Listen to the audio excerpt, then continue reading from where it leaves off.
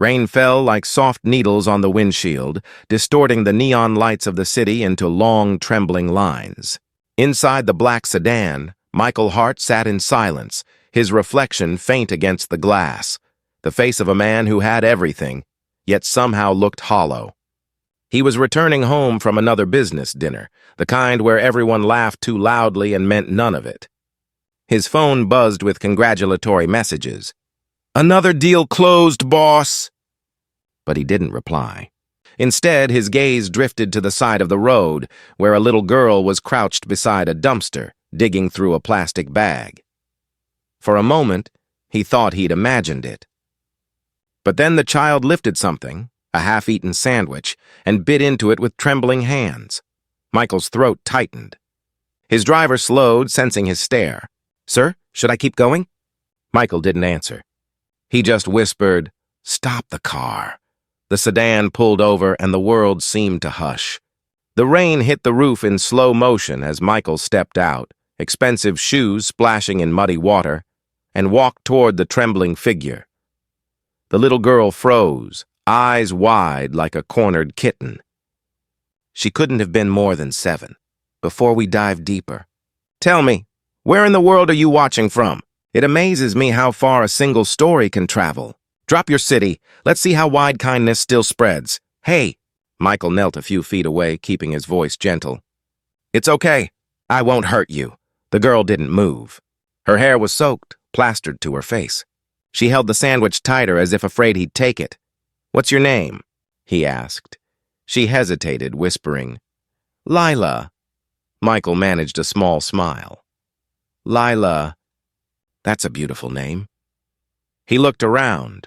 No one else in sight, just the hum of rain and distant traffic. "Where's your mom?" The girl's lips quivered. She works. She said she'd come back soon." "Do you know where she works?" She pointed weakly down the street toward the tall gates of a mansion. Michael followed her gaze. His mansion. For a second, he thought he'd misheard. "Your mother works there?" Lila nodded. "She cleans." Michael felt his stomach drop. His maid had a daughter searching for food in the trash outside his home. He glanced back at the mansion, lights glowing warm through the windows, a stark contrast to the child's shivering form. A sudden guilt settled over him, heavier than the rain. "Come on," he said quietly. "Let's get you inside." She hesitated. "Mama said I shouldn't. I'll talk to your mom. You're safe with me." Inside the mansion, the butler's eyes widened when Michael entered with the soaked girl. "Sir, get her a towel," Michael ordered softly. "And something to eat." Within minutes, Lila was seated at the marble counter, a towel around her shoulders, staring at a plate of steaming soup and bread like it was treasure. She ate slowly at first, then hungrily, tears mixing with the rain on her cheeks. Michael sat opposite her, watching in silence, the crackling of the fireplace filling the quiet. Each bite she took pierced something deep in him. How many times had he walked past his staff without truly seeing them? "Do you live nearby?" he asked. Lila shook her head between spoonfuls. "We stay in a small room behind the laundry shop. Mama says it's just for a while. Till she gets paid." Michael's jaw clenched. His company made millions every week. And yet, the woman cleaning his floors could barely feed her child. When the door opened behind them, a gasp broke the silence.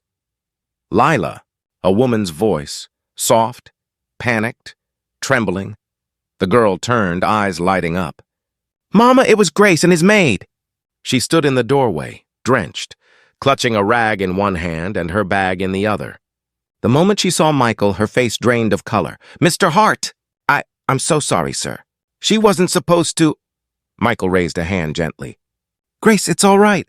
"She was hungry." Grace froze, eyes welling. "Please, sir, don't—" "Don't fire me. I'll make sure—" He interrupted softly. "You think I'd fire you for this?" Her lips trembled as she looked from him to her daughter. "I can't afford to lose this job, sir. I swear Michael shook his head, voice steady but quiet. "You shouldn't have to beg for kindness, Grace." She broke down, tears spilling freely as she clutched Lila close. "I just didn't want her to see this side of life." For the first time that night, Michael truly saw her. not as an employee, but as a mother fighting quietly to survive. He exhaled deeply, eyes softening. "You've been cleaning my home all this time." "And I never asked if you were okay." Grace didn't respond. She just kept whispering apologies, her voice cracking between sobs. Lila reached up, touching her mother's face, whispering, "It's okay, Mama. He's nice." Michael swallowed hard, his chest tightening again. The same ache he felt years ago, when his own daughter had said those exact words before he lost her. Outside, the rain began to fade. Inside, the firelight flickered against the tears on Grace's cheeks. And for a brief moment, silence felt sacred, two worlds colliding under one roof. If you were there in that moment, what would you have done? Be honest. Comment your answer below. And if words fail you, just hit like to prove that compassion still matters. Grace stood trembling near the kitchen counter, her wet clothes clinging to her frame. The steam from the soup curled softly around Lila's small face as she smiled, an innocent smile that didn't understand the tension hanging in the air. Michael turned to the butler. "Get some dry clothes for them. Towels, blankets, whatever you can find." When the butler hurried away, Grace's knees buckled slightly. She whispered, "I'm so sorry, sir. I told her to wait near the store, but she must have gotten scared. It's been raining since morning and she hadn't eaten." Michael pulled out a chair. "Sit down, Grace." She hesitated. Maids didn't sit in front of their employers. But his tone left no room for formality. Slowly she sat, her hands still trembling. The exhaustion etched into her eyes told him this wasn't the first time she'd skipped a meal so her daughter could eat. "Grace," he began quietly, "how long have you been working here?" "Almost 8 months, sir." "And you never mentioned you had a child?" Her voice cracked. "I didn't want to cause trouble. Most rich homes, they don't like workers bringing their children around." Michael exhaled sharply, guilt cutting deep. "That shouldn't be something you need to hide." Grace managed a faint, bitter smile. "It's something I've learned to do." He didn't respond. The clock ticked softly, counting seconds that felt heavier than time itself. Finally, Lila spoke, her voice small but bright. "Mama, he gave me soup. It's yummy." Grace smiled through tears, brushing a hand over Lila's damp hair. "Say thank you, sweetheart."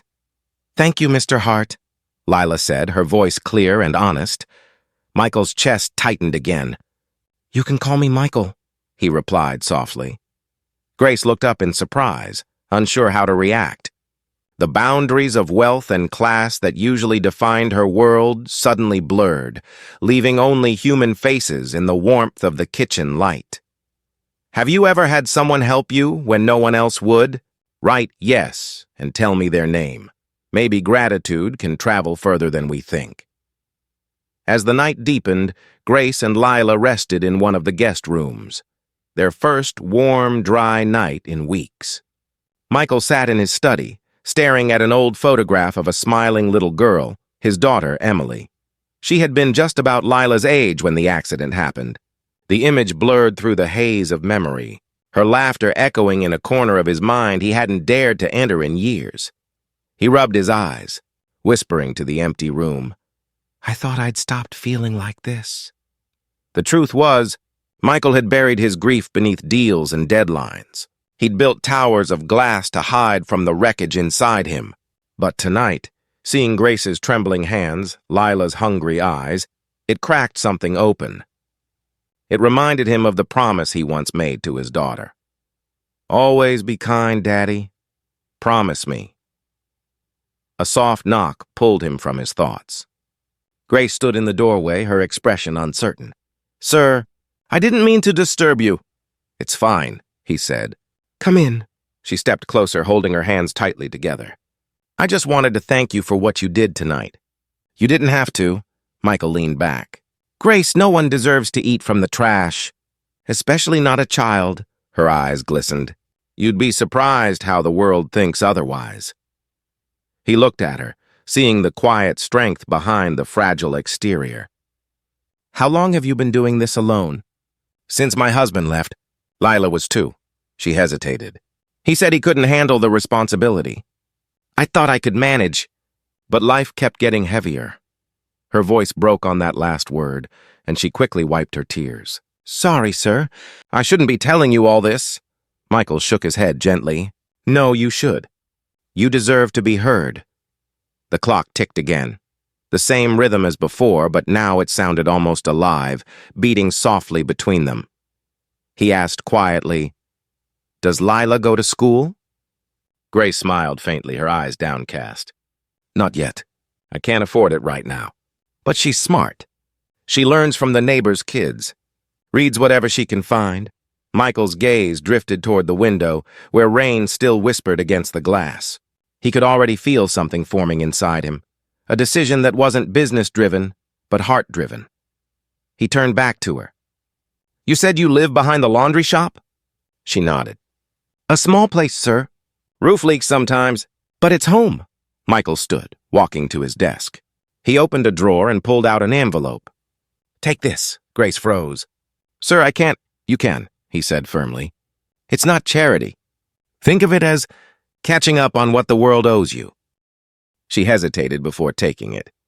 The envelope trembled in her hands. "Thank you, Mr. Hart. I'll pay you back," he interrupted softly. "Grace, some debts aren't meant to be repaid, just passed forward." Her tears spilled freely now. She whispered, "You remind me of someone my husband used to be before life changed him." Michael smiled faintly. "Maybe we all forget who we are at some point."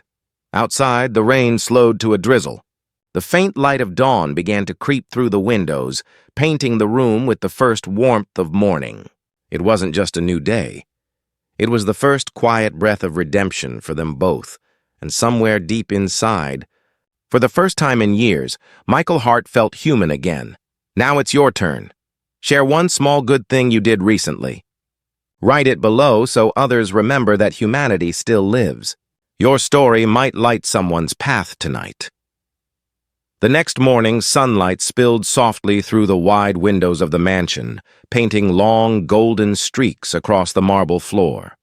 Lila sat at the edge of the guest bed, holding a slice of toast with both hands like it was something rare and magical. Her laughter, quiet but pure, echoed faintly down the hallway. Grace stood by the door, buttoning the same faded blouse she had washed the night before. Her eyes darted nervously around the room, unsure if she'd truly wake to the same mercy that had saved her last night. When Michael appeared at the doorway, dressed in a crisp white shirt, she instantly straightened. "Good morning, sir. I was just about to make breakfast for you." He smiled faintly. "Already handled. Maria's cooking today. You don't have to worry about anything right now." Grace hesitated. "I don't want to be a burden." "You're not," he said, his voice calm but firm. "You're my employee, and more importantly, you're a mother. Rest for once." The kindness in his tone caught her off guard. She nodded, silently thanking him, though her expression betrayed how unused she was to gentleness. Michael sat in the dining room later that morning, stirring his coffee absent-mindedly. His assistant, Daniel, stood at the end of the table reading off updates about stock fluctuations and meeting schedules. But the words barely registered. "Cancel the morning meetings," Michael said suddenly. Daniel looked up. "Sir? You heard me." He stood, slipping his phone into his pocket. "I've got somewhere to be." Grace looked surprised as he appeared in the kitchen doorway again. "Would you and Lila join me for a drive?" Her brows furrowed. "A drive, sir?" He smiled softly. "Just trust me." Moments later, his black sedan rolled through the city, not toward his company's headquarters, but toward a small part of town where the streets were narrower, the buildings older, the walls painted with stories of struggle and endurance. Grace sat quietly, her hands folded tightly on her lap, while Lila pressed her nose against the window, eyes wide at every passing scene. When they stopped near a small school painted in cheerful blues and yellows, Grace's heart began to pound. "Why are we here?" she asked. Michael turned to her, his voice steady but gentle. "Because Lila deserves to be inside that building." Grace froze. "Sir, I can't afford—" "You can now," he interrupted, handing her a small folder. Inside, she saw the documents, enrollment papers already signed, a receipt for the first year's tuition, and even a note addressed to the principal in Michael's handwriting. Her hand covered her mouth as tears blurred her vision. "Mr. Hart, why would you do this for us?" He looked toward the playground beyond the gate, where children ran freely under the morning sun. "Because I lost my own daughter once, and if I can help someone else's live a better life, maybe that's how I keep my promise to her." Grace's voice broke into a whisper. "You lost your daughter?" He nodded slowly, eyes distant. "Years ago. A car accident. I buried myself in work to forget, but last night reminded me that pain doesn't fade by ignoring it, only by giving it purpose." She reached out, hesitating, then placed a trembling hand over his. "You gave her purpose, sir." "You did," Michael's gaze softened. For the first time in years, those words didn't feel hollow. If that moment hit you hard, leave a... Sometimes one little symbol says what our hearts can't. The principal greeted them warmly, her eyes lighting up when she saw the papers. "We'll take good care of her, Mr. Hart. You have my word." Lila clung to Grace's leg at first, nervous at the sight of other children laughing in the courtyard. But when one of them waved her over, she hesitated only a second before running toward them, her laughter blending perfectly with theirs. Grace stood there, tears silently streaming down her cheeks. "I never thought I'd see this day," she whispered. Michael smiled. "You earned it, Grace. You've carried more strength than most people I know." She looked up at him, the gratitude in her eyes deeper than words could hold. "I don't know how to repay you." He shook his head gently. "Just don't stop believing that good people still exist." They stood there for a while, watching Lila chase the other children through the courtyard. The bell rang, sharp and cheerful, echoing across the street like a song of renewal. As they turned to leave, Grace asked quietly, "Do you ever think about her, your daughter?" "Every day," Michael admitted. "But today, for the first time, it hurts a little less." Grace nodded slowly, understanding the kind of grief that never really ends. It just learns how to breathe. They drove back in silence, the city alive with its morning hum. Somewhere between the laughter of school children and the soft rumble of the car engine, both of them carried a feeling they hadn't in a long time. Hope, fragile but real. And though the world outside kept rushing on, inside that car time finally began to heal. Days turned into weeks, and life inside the mansion began to shift in quiet, almost imperceptible ways. The staff whispered about how different Mr. Hart seemed, more patient, softer, as if something in him had been rewired. He smiled more often, even laughed sometimes, though it always carried a faint trace of sorrow. Grace continued her work, but now with less fear and more dignity. She still polished the same silver and folded the same sheets, but her steps were lighter. At lunch breaks, she'd sneak glances at the clock, knowing that her daughter was now sitting inside a classroom instead of outside in the rain. Every evening, Lila would run through the mansion gates with stories about her teacher, her new friends, the girl who shared her crayons, and every time she spoke, Michael listened, really listened. He had started spending more time at home, canceling meetings he once deemed essential. The office wondered if their billionaire CEO had lost his edge. But the truth was, he was finding something sharper. Purpose. One evening, Grace was dusting the bookshelves when Michael approached quietly. "Grace," he said, "I want to show you something." She turned, puzzled. "Sir?" He motioned for her to follow him to the study. On his desk lay an open file, several documents stacked neatly beside it. "It's for you," he said. "I've arranged a savings account in your name. You'll find the initial deposit enough to cover a year's rent and some breathing room. I also want to enroll you in our company's welfare program. Health insurance, pension, everything the others get." Grace froze, the duster slipping from her hand. "Mr. Hart, this is too much." He smiled faintly. "No, it's what should have been done long ago." Tears welled in her eyes as she whispered, "Why are you doing this for me?" "For us?" Michael's voice softened. "Because you reminded me what real work looks like, and what I used to believe in before I traded it for money." Grace took a shaky breath, holding back tears. "You don't know how much this means, sir. You've changed our lives." He looked down for a moment, his throat tightening. Maybe you've changed mine too. Be honest. Could you forgive after what they did? Type forgive if you could, or never if it would break you too deeply. Later that night, when the mansion went quiet, Michael sat by the window, watching the faint city lights beyond the hill. He hadn't told Grace the whole truth. The accident that took his daughter had also taken his wife. He had been behind the wheel that night, drunk, distracted, and sure that nothing bad could ever touch him. He'd built empires to forget, but guilt was the kind of ghost that learned how to follow. Now, watching Lila's laughter echo through the hallways each evening, he felt both healed and haunted. It was as if fate had handed him a mirror, one that reflected what he'd lost and what he might still save. He rose, pacing toward the piano in the corner.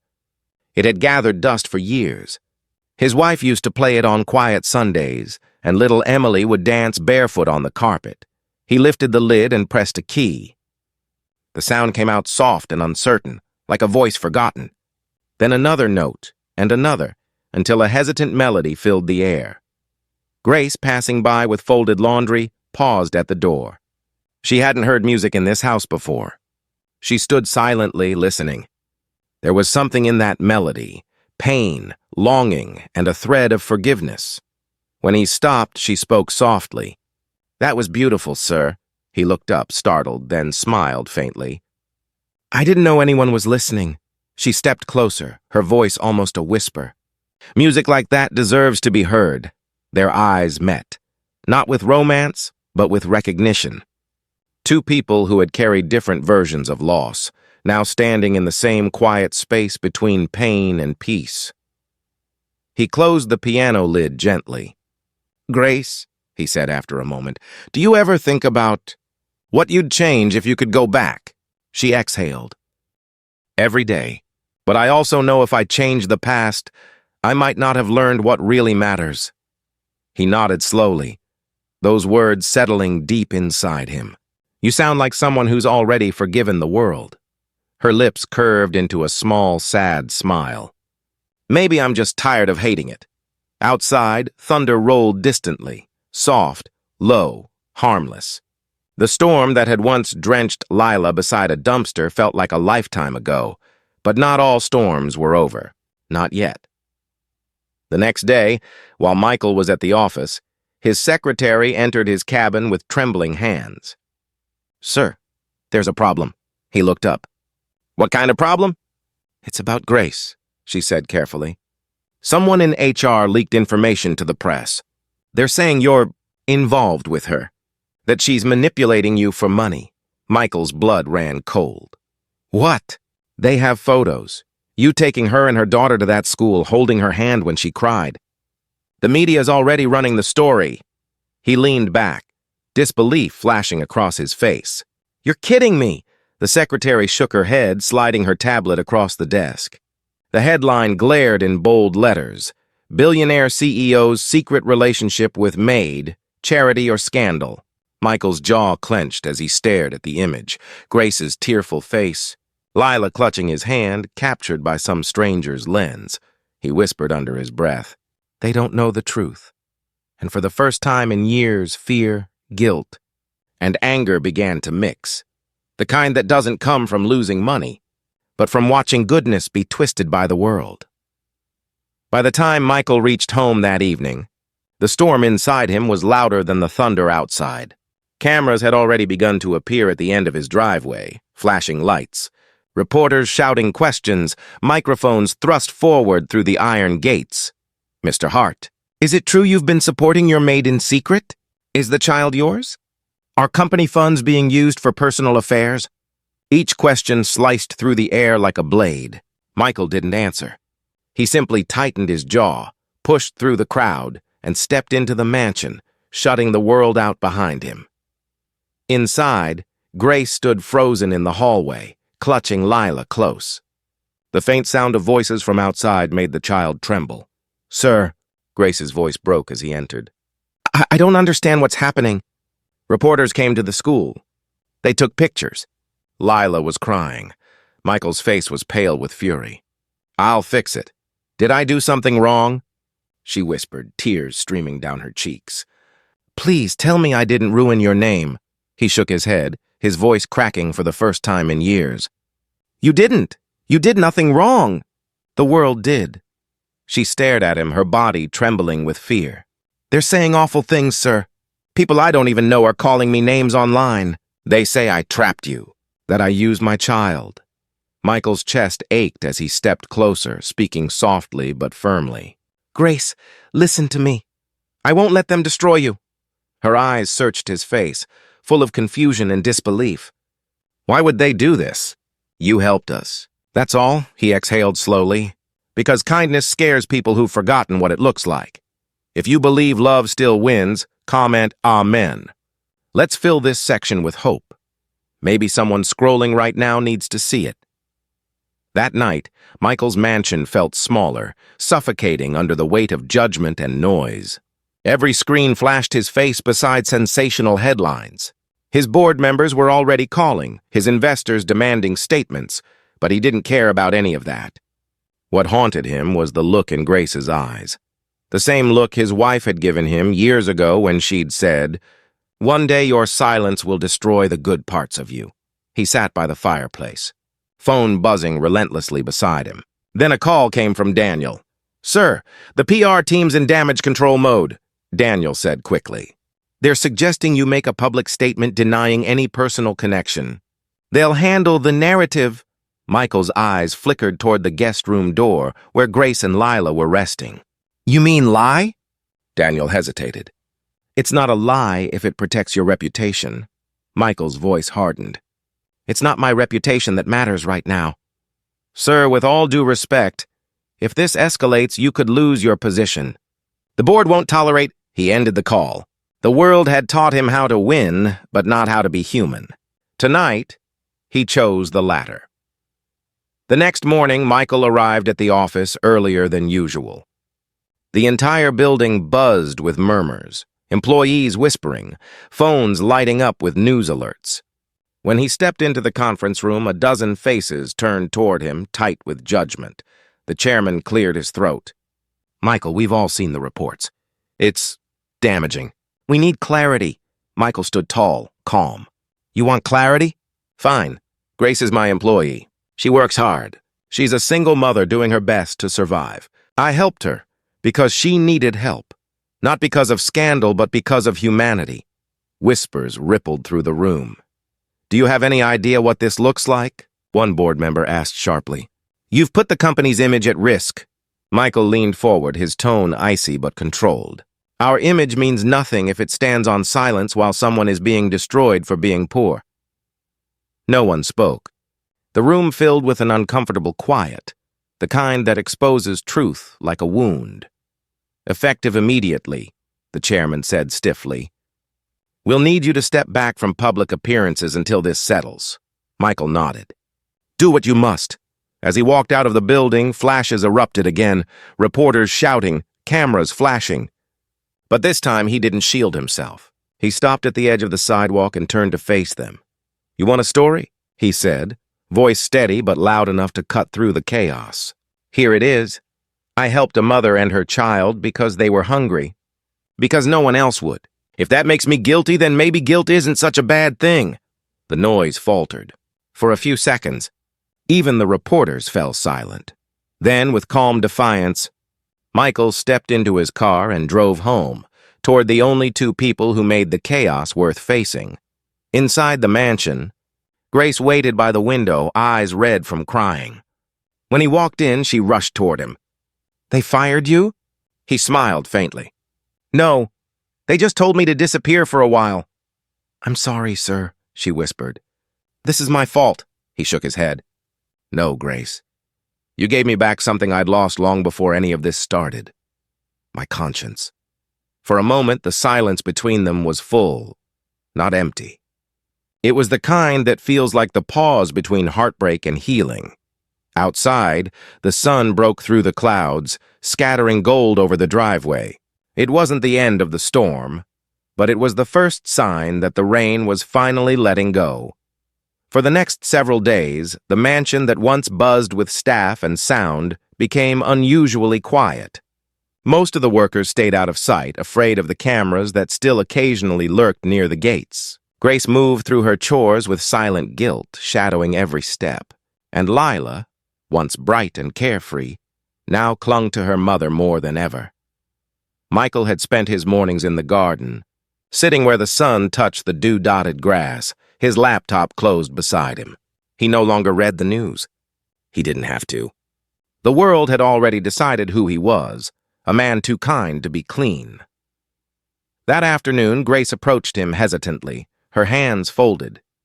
"Mr. Hart," she said softly, "I've been thinking, maybe I should leave."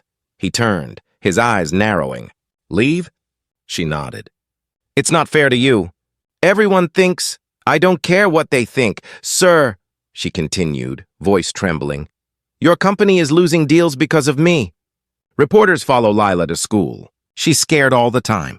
I can't let her grow up in this mess." Michael's jaw tightened, his gaze heavy with frustration and pain. "You think running away will fix it?" Grace looked down. "It'll stop people from hating you." He sighed, standing. "Grace, I've faced greed, betrayal, and failure. But nothing's ever hurt as much as watching good people suffer for my choices. I can't let that happen again." She took a step closer, her voice barely a whisper. "You already did enough. You saved us!" "That's more than I could ever ask." He studied her face, seeing the same quiet strength he'd admired since the night he found her daughter in the rain. "You didn't ask for anything. That's what makes this cruel." There was a long pause, the kind that holds too many unspoken truths. Grace finally whispered, "Sometimes kindness costs more than we can afford." Michael's eyes softened, his voice low. "Then I'll keep paying until it's worth it. If this story moved you, don't scroll past quietly. Tap like. Not for me, but for the soul who carried this pain and still stayed kind. One click can be your way of saying, I felt you." That night, Michael sat in his study, the faint hum of the city outside. His phone buzzed again, Daniel's name flashing across the screen. He hesitated before answering. "Sir," Daniel said, his tone urgent, "you should see this. Someone just leaked your personal charity files, every donation, every payment you've made privately over the years. They're trying to twist it, saying you've been buying sympathy." Michael exhaled slowly. "Let them. But sir," I said, "let them." Truth doesn't need to shout louder than lies. Daniel was silent for a long time. "You've changed, sir," Michael's voice softened. "No. Maybe I just remembered who I was." When he hung up, he turned to see Grace standing by the doorway again, holding 2 mugs of tea. "You shouldn't have to face all this alone," she said quietly. He smiled faintly. "Neither should you."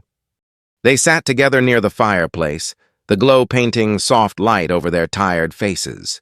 Lila had fallen asleep on the couch, her head resting on a small pillow. Grace took a slow sip of tea, her hands trembling slightly. "Do you ever regret it? Stopping that night? Helping us?" He looked into the flames. "Regret saving someone from pain? No. Regret not doing it sooner? Every day." She nodded quietly, tears shining in her eyes. "I used to think people like you only existed in stories. And I used to think people like you only existed in prayers," he replied. For a moment, the fire popped, a spark rising into the air like a brief piece of hope trying to escape. The doorbell rang suddenly, breaking the quiet. The butler opened it hesitantly. A man stood there, mid-40s, worn jacket, face roughened by time and regret. Grace froze when she saw him. "Jacob?" The man's eyes flickered toward her, then dropped to the floor. "Grace, it's been a long time." Michael looked between them, sensing the weight of history. "You know him?" Grace swallowed hard. "He's Lila's father." The words hit the room like a thunderclap. Jacob stepped forward, voice cracking.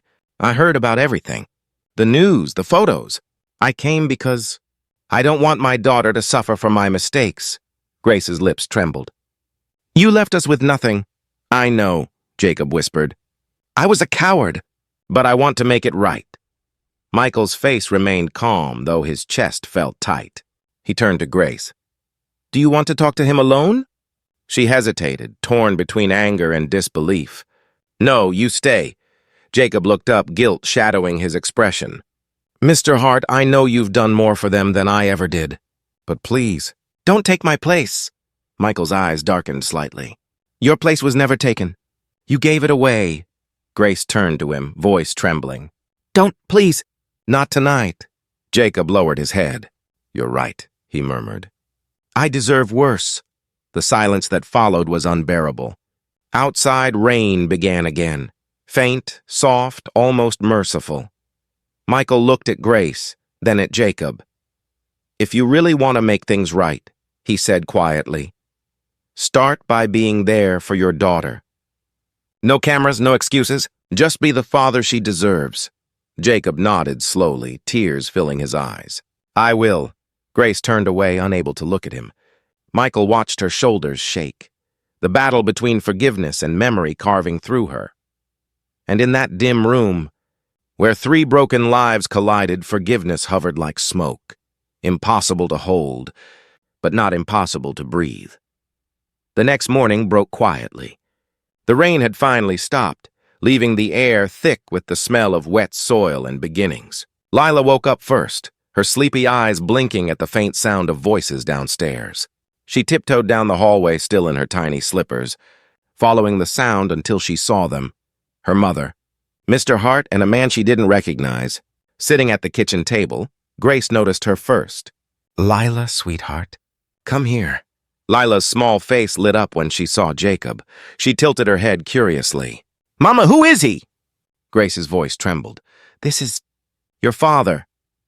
The little girl froze, then looked at him with the innocent caution of a child who doesn't yet know what to feel. My father? Jacob's eyes filled instantly. Yes, honey. I'm so sorry I wasn't here before. Lila didn't answer. She looked at her mother, the only constant she'd ever known, and then at Michael, whose gentle nod told her she was safe.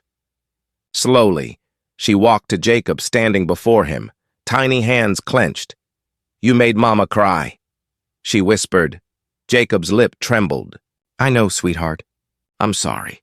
I'll spend the rest of my life making sure she smiles again. Grace turned away, tears slipping down her cheeks. Michael stood quietly in the background, his presence steady, like a light that didn't demand to be seen. After a long silence, Lila leaned forward and wrapped her small arms around Jacob's neck. The man broke instantly, sobbing into his hands as he whispered, Thank you, baby. Grace wiped her eyes, and Michael gently placed a hand on her shoulder. You don't have to forgive him all at once, he said softly. But maybe Lila just showed us how. Grace nodded faintly, her voice shaking. Maybe forgiveness doesn't mean forgetting. Maybe it just means we're tired of carrying hate. Michael smiled. That's what healing sounds like. Be honest? Could you forgive after what they did? Type forgive if you could. Or never, if it would break you too deeply. A week passed. The story in the media had begun to fade, replaced by newer scandals, louder noise. People had moved on as they always did. But inside the mansion, something sacred had taken root. Quiet reconciliation. Michael had returned to the office, though he carried himself differently now. He greeted people by name, lingered longer in conversations, and began drafting a new foundation, one that would fund education and welfare for domestic workers and their children. One afternoon, he called Grace into his office. The air was warm with the smell of fresh coffee, sunlight draping the room in gold. Sit, he said gently.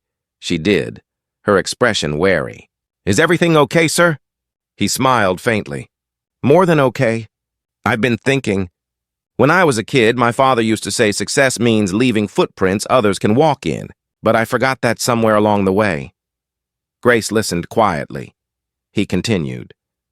I want you to help me lead this foundation, Grace. You'll be the heart behind it. You've lived what most people in boardrooms never will. The struggle that humbles and teaches. She blinked, stunned. Me? Sir, I don't even have a degree. Then we'll fix that too, he said. Night classes, scholarships for you and for Lila when she grows up. You've already earned everything else. Her lips trembled as she covered her mouth, tears spilling. I don't know what to say. Say yes, he replied softly. She nodded, unable to speak. Outside the glass walls, the city stretched wide and alive. Grace stood slowly, looking out at it. A city that had once swallowed her whole, now offering her a chance to stand taller than her pain. "I'll do it," she whispered. "But not because I feel I owe you. Because I want to help others the way you helped us." Michael smiled. "That's exactly what I hoped you'd say." That evening, when Grace went home, she found Jacob waiting outside with a small potted plant in his hands. "Lila told me she wanted to grow something," he said quietly. "Something that lasts." Grace looked at him for a long moment, then at the tiny sprout breaking through the soil. "Maybe we all do," she said softly. As the sun dipped low behind the city skyline, the three of them stood together, broken pieces learning how to fit again. And somewhere in the mansion behind them, Michael watched from his window, smiling faintly. For once, he didn't feel alone in his redemption. If you believe love still wins, comment Amen. Let's fill this section with hope. Maybe someone scrolling right now needs to see it. Months passed, and the world slowly forgot the scandal that once tried to stain compassion. What remained instead was quieter, a ripple that kept spreading. The Heart Foundation for Human Dignity opened its doors one crisp autumn morning. Reporters came again, but this time their questions were softer. Their lenses aimed not at gossip, but at change. Grace stood beside Michael at the opening ceremony, wearing a simple dress that Lila had insisted was perfect. Her hands trembled as she cut the ribbon, a small act that felt like rewriting her own story. The crowd applauded. Cameras flashed. But behind the noise, Michael saw her wipe away a single tear, one that carried everything she'd endured and everything she had overcome. Later, when the guests left, he found her standing by the window in the empty hall. The afternoon sun streamed through, painting her in gold. "You did it," he said quietly. She smiled faintly. "No, we did. You believed in people like me when the world didn't." He shook his head. "You're wrong again. You reminded me that believing is still possible." For a while they stood in silence, watching Lila outside with the other children, laughing, her small hands stained with paint from the art stall. Jacob was helping her hang paper hearts on a wooden board that read, "Kindness never forgets." It was Lila's idea, a wall where visitors could write something kind they'd done for someone else. The first heart was hers. "A man helped me when I was hungry. I'll help others when I grow up." Michael's throat tightened as he read it. The words were simple, but they held more meaning than any speech he'd ever written. Grace turned to him, her eyes warm. "You see? Even she understands. Kindness is like a circle. It always comes back." He nodded slowly, his voice hushed. "Maybe that's what forgiveness really is. The return of kindness after pain."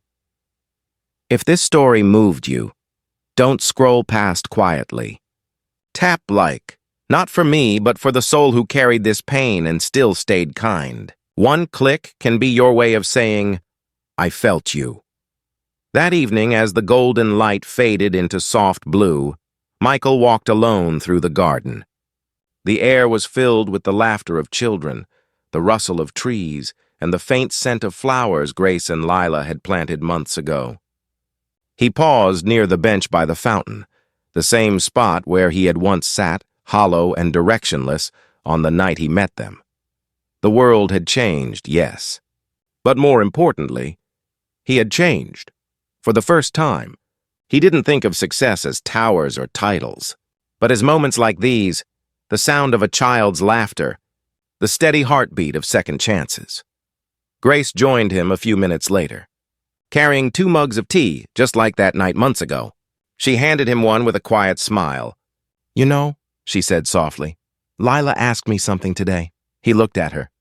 "What's that?" "She asked why we plant flowers if they don't last forever." Michael smiled faintly, eyes glinting in the fading light. "What did you tell her?" "I told her, because some things don't have to last to matter. They just have to bloom once, beautifully." He nodded, his voice barely a whisper. "Your daughter's going to grow up to change the world, Grace." Grace's gaze softened. "She already changed ours." A long silence followed, not empty but full of quiet understanding. The kind that doesn't need words because it's built on everything that came before. The stars began to appear, one by one. Michael looked up, remembering the nights he once stared at the sky, asking why the world was so cruel. Tonight, he knew the answer. Cruelty exists only where kindness dares to stop. And in that moment, as laughter floated from the house and the first chill of evening brushed the air, he felt something he hadn't in years. Peace. He smiled, setting his cup down. "Come on," he said softly. "Let's go inside. The night's getting cold." Grace followed, glancing back once, at the garden, the foundation building beyond, and the faint glow of paper hearts swaying gently in the breeze. Each one carried a story, each one a reminder that sometimes the richest people in the world are those who choose to be kind when no one's watching. And as the door closed behind them, the wind rustled through the trees, whispering softly, as if even the world itself had found forgiveness. Moral: kindness is not a transaction, it's transformation. The moment you choose to care, even when it costs you, you've already changed more than one life, including your own.